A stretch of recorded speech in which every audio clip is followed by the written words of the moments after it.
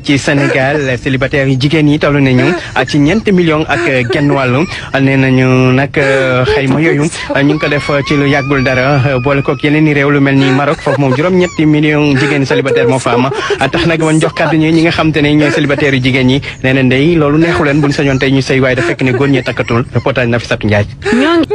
Oustaz Alioune Sall góor ñaata at la war a am pour mën a takk jabar.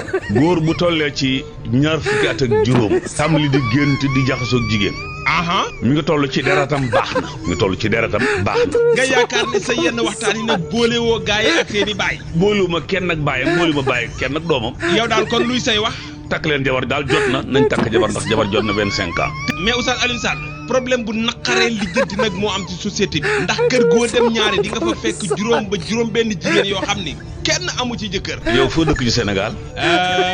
man ngay wax wala. yow foo dëkk ci Sénégal. Patte d'Oie laa dëkk Oustaz. déedéet dëkkoo Patte d'Oie. waa Touba laa dëkk nag Oustaz Alioune Sall. est-ce que Touba sax nga dëkk. waaw Touba kay laa dëkk Oustaz Alioune Sall. sama papa ak sama yaay ña nga fa. da ngeen a toxu si Touba wala Touba ngeen dëkk wax ma rek fu nga dëkk. waaye Jolof laa jógee toxu si Touba. ay Jolof.